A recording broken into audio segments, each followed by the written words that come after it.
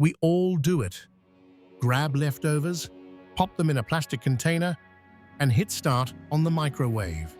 It's quick, it's easy, it's convenient. But this everyday action could be doing more harm than you realize.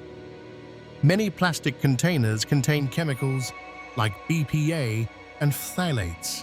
When these plastics are heated, especially in a microwave, these chemicals can leach out. They don't just stay in the container. These released chemicals transfer directly into your food. You're not just reheating your meal, you are potentially adding harmful substances to every bite. Think of it as an unwanted, toxic seasoning.